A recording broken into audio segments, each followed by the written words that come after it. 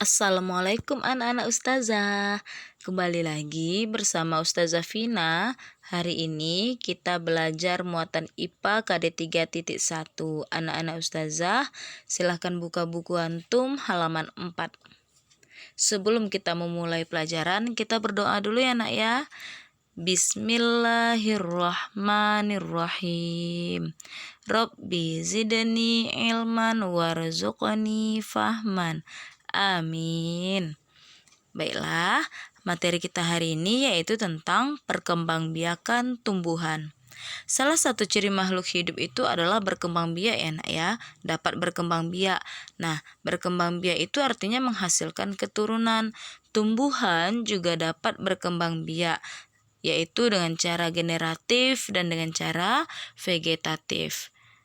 Tahukah antum apakah yang dimaksud dengan perkembangbiakan tumbuhan secara generatif? Ya, perkembangbiakan yang terjadi melalui peluburan sel kelamin jantan dan sel kelamin betina itu namanya adalah perkembangbiakan generatif.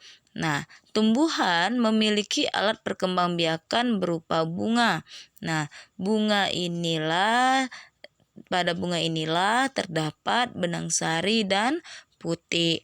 Nah, sel kelamin jantan itu terdapat pada benang sari. Kalau sel kelamin betina terdapat pada putih. Contoh tumbuhan yang berkembang biak secara generatif ada durian, mangga, rambutan. Selain itu juga ada apel dan jeruk.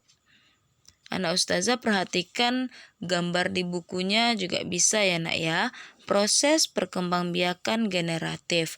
Awalnya terjadi peristiwa penyerbukan, yaitu serbuk sarinya jatuh di kepala putih. Nah, setelah itu terjadi peristiwa pembuahan, yaitu serbuk sari tadi dan melebur dia dengan sel telur.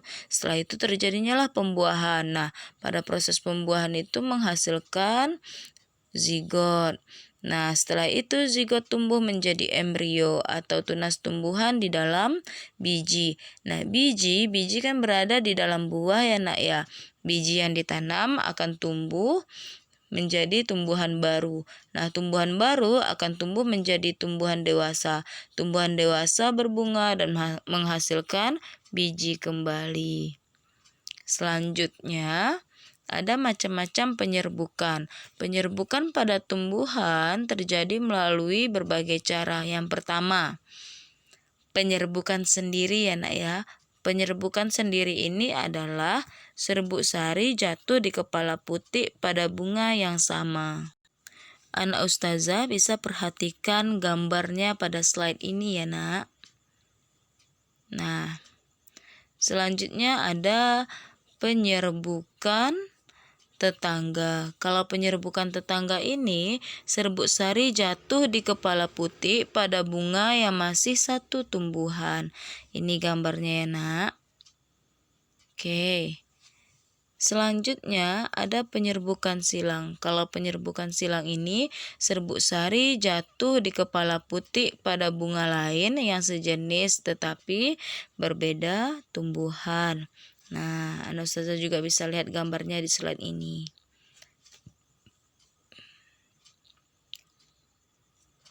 Selanjutnya ada namanya penyerbukan bastar. Kalau penyerbukan bastar ini, serbuk sari jatuh di kepala putih pada bunga yang berasal dari tumbuhan yang berbeda varietas. Maksudnya pada tumbuhan yang berbeda jenis ya nak ya. Ini contoh gambarnya. Selanjutnya, penyerbukan pada tumbuhan dapat dibantu oleh perantara, yaitu ada burung, ada juga serangga, nah dan ada juga manusia. Anak ustazah bisa buka bukunya kembali halaman 13 ya nak ya. Nah, perkembangbiakan tumbuhan secara vegetatif. Ada beberapa tumbuhan yang berkembang biak secara vegetatif. Maksudnya, terjadinya tanpa adanya peleburan antara sel kelamin jantan dan sel kelamin betina. Tujuannya untuk menghasilkan tumbuhan baru atau tumbuhan dengan sifat yang baru. Nah, perkembangbiakan vegetatif ini dapat terjadi secara alami maupun secara buatan. Kita bahas yang pertama dulu ya nak ya. Perkembangbiakan vegetatif alami dapat terjadi dengan pertama tunas.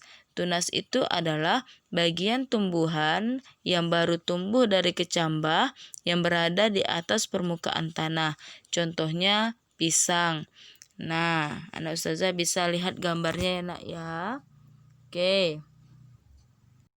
Selanjutnya ada umbi lapis. Kalau umbi lapis ini sejenis umbi yang terbentuk dari tumpukan pangkal daun yang tersusun dengan rapat.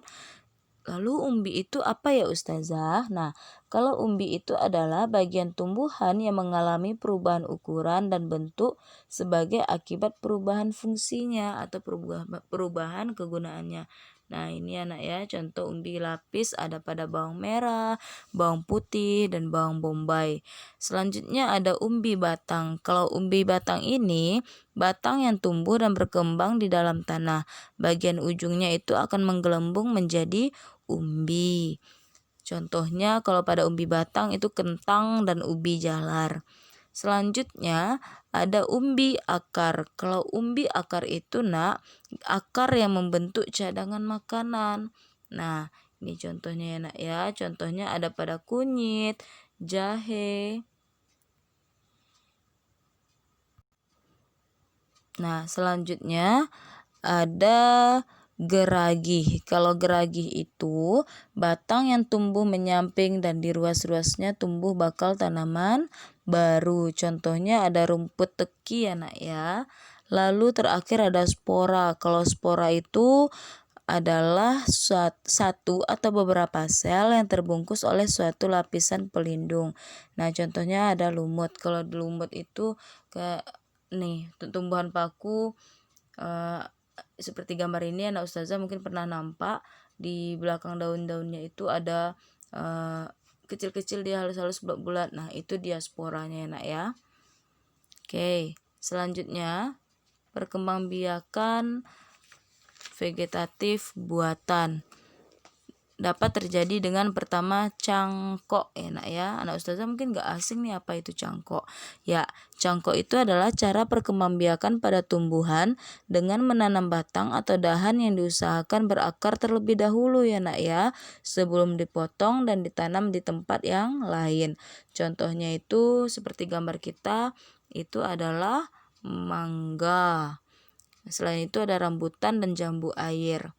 Oke, selanjutnya ada stek batang. Kalau stek batang memotong atau memisahkan bagian tumbuhan untuk membuat tumbuhan baru. Contohnya itu ada pada singkong dan bunga sepatu. Nih, di contoh kita ada singkong ya nak ya. Selanjutnya ada merunduk. Kalau merunduk, batang tanaman itu ditundukkan ke tanah supaya bisa berkembang biak ya nak. Harus menimbun batang tanamannya dengan tanah. Ini contoh merunduk. Itu ada pada stroberi. Selanjutnya terakhir ada okulasi. Kalau okulasi itu menempelkan sepotong kulit pohon yang bermata lalu dari batang atas pada suatu irisan, lalu dari kulit pohon lain, dari batang bawahnya, sehingga tumbuhan itu bersatu menjadi tumbuhan baru. Ini contohnya ada pada jeruk nipis.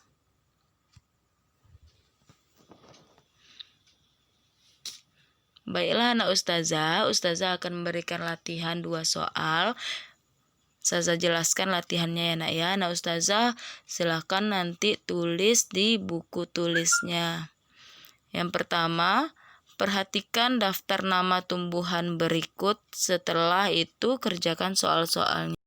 Nih ada 6 nama tumbuhan: pisang, bawang merah, wortel, singkong, bawang putih, dan lobak. Yang A, Tumbuhan yang berkembang biak dengan tunas adalah anak ustazah pilih dari 6 itu. Lalu yang B, tumbuhan yang berkembang biak dengan umbi lapis adalah anak ustazah pilih juga dari 6 itu mana yang termasuk ke dalam tumbuhan yang berkembang biak dengan umbi lapis. Yang C, tumbuhan yang berkembang biak dengan umbi akar adalah anak ustazah pilih juga dari 6 tumbuhan ini mana yang berkembang biak dengan umbi akar. Oke, itu yang nomor 1 ya nak. Nomor 2, jelaskan perbedaan antara penyerbukan sendiri dengan penyerbukan tetangga. Anak ustazah jelaskan, apa itu penyerbukan sendiri, lalu apa itu penyerbukan tetangga. Terlihat nanti perbedaannya ya nak ya.